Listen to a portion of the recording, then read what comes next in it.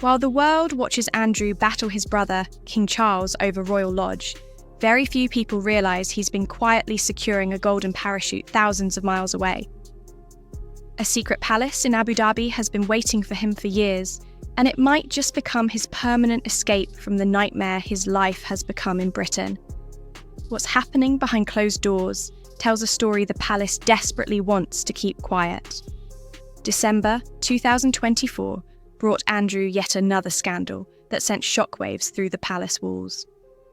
A Chinese businessman named Yang Tengbo, known in court documents only as H6, was exposed as an alleged spy with what judges called an unusual degree of trust with the disgraced Duke. Court records revealed Yang had been authorised to act on Andrew's behalf in business dealings and even attended his 60th birthday celebration as a close confidant. But here's where it gets truly damning. Documents found on Yang's phone described Andrew as being in a desperate situation and will grab onto anything. Intelligence officials raised serious concerns about national security, given Andrew's previous access to sensitive information and his continued connections to the royal family. The fallout was immediate and brutal. Andrew was excluded from the royal family's Christmas gathering at Sandringham, left out in the cold while the rest of the family celebrated together. The message from the palace was unmistakable. You've gone too far this time. Things got even worse on October 30th, 2025, when King Charles delivered what many saw as the final blow. Charles didn't just distance himself from his younger brother, he stripped away everything that made Andrew royal. Andrew is no longer Prince Andrew in any official capacity. He's now simply Andrew Mountbatten Windsor, a title that carries none of the weight or prestige he once enjoyed. His annual security funding, worth roughly £4 million, was slashed completely. His personal allowance from the king, estimated at around £249,000 per year, was cut off entirely. And the final blow, a formal eviction notice was served for Royal Lodge, the 30-room mansion Andrew has desperately tried to cling to as his last symbol of royal status. The message from Charles couldn't be clearer. You're on your own now, and the family won't protect you anymore. But here's what most people don't know, and what makes this story so fascinating. Andrew has had a backup plan all along, and it's more luxurious than anyone imagined. According to his biographer, Andrew Loney, the Duke has exclusive access to a fully staffed private palace in Abu Dhabi, and he doesn't even own it. This isn't some modest apartment or vacation rental. We're talking about 1,500 square metres of pure luxury with 6 ensuite bedrooms, an indoor gym, a pristine swimming pool, and a prime location on the waterways, in a secure diplomatic area where privacy is guaranteed. The palace was a personal gift from Sheikh Mohammed bin Zayed Al Nahyan, the ruler of Abu Dhabi and one of the most powerful men in the Middle East, as gratitude for Andrew's kindness and support during his years as the UK's special trade envoy. The arrangement has been in place for over a decade, quietly maintained and ready for use whenever Andrew needs it. And right now, he needs it more than ever. If you're loving these royal revelations, hit that subscribe button and join Royal Family Daily. We bring you the stories the palace doesn't want you to know. So, why exactly is Abu Dhabi rolling out the red carpet for Andrew when his own country has turned its back on him? His connections from his trade ambassador days, which lasted from 2001 to 2011, are paying off in ways most people never imagined possible. Reports from sources close to Andrew suggest that if he makes the permanent move, he'll be afforded every luxury imaginable, complete with live-in staff, personal chefs, drivers, and the kind of lifestyle befitting a prince, even if he's no longer officially one. The appeal is obvious when you break it down.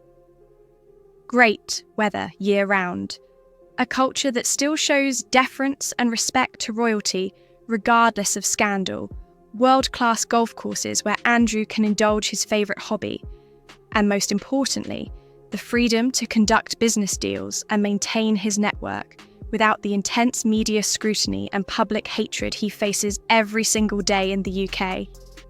Biographer Andrew Loney confirmed that Andrew plans to use the palace extensively in the coming years. The groundwork has already been laid and the door is wide open. Andrew wouldn't be the first disgraced royal to find refuge in the Emirates, and that's what makes this story even more interesting. Spain's King Juan Carlos fled to the UAE in 2020 after corruption scandals involving secret offshore accounts and alleged kickbacks destroyed his reputation at home. He's been living comfortably in Abu Dhabi ever since, still treated with the respect and dignity his own country stripped away. There's a clear pattern emerging here. When European royals fall from grace and become toxic in their home countries, the UAE becomes a safe haven where they're still treated like the kings and princes they once were. Sources close to Andrew say he's sick and tired of being painted as a pariah by the relentless British media coverage. Friends and former associates claim he could lead a meaningful life in the region, leveraging his vast network of Middle Eastern contacts built carefully over decades of diplomatic work and personal relationships. But this raises the question everyone's been asking since Charles cut him off financially. How is Andrew funding any of this lavish lifestyle?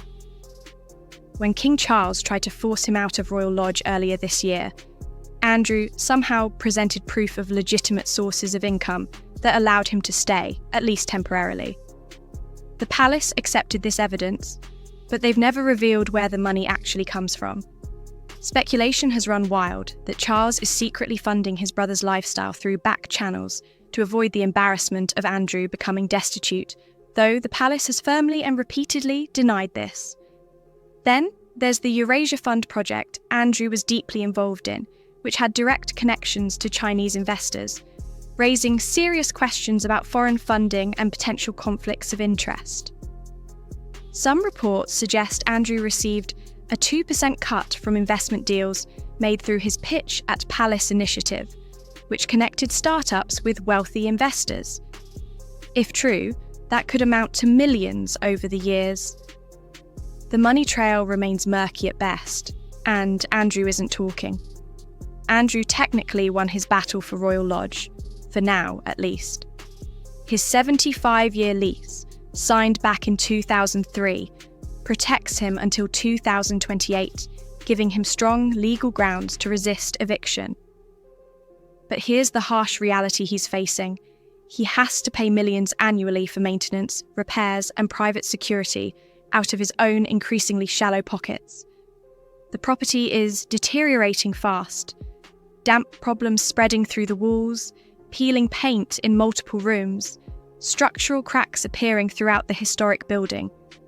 The October 2025 eviction notice means he can technically stay until October 2026. But the clock is ticking louder every day. The Royal Lodge victory is looking more and more like a Pyrrhic one with each passing month. A battle won, but a war clearly lost. The chess move becomes crystal clear when you step back and look at the bigger picture Andrew's been playing. He's been fighting tooth and nail for Royal Lodge, spending whatever resources he has left to stay in that crumbling mansion, while his real escape hatch has been ready and waiting all along in the UAE. Whether it's the punishing 50-degree heat of an Abu Dhabi summer or the painful distance from his daughters Beatrice and Eugenie, the UAE option is looking increasingly likely as his only viable path forward. As one palace insider put it perfectly, the palace is his, if he wants it, should his position in the UK become untenable. With his titles stripped away, his family relations in complete ruins, his reputation beyond any hope of repair, and his financial situation growing more desperate by the day, that moment may have already arrived. The only question left is when Andrew finally boards that flight to Abu Dhabi and leaves Britain behind for good. What do you think? will Andrew make the move to Abu Dhabi? Drop your thoughts in the comments, and don't forget to subscribe to Royal Family Daily for more palace secrets and royal drama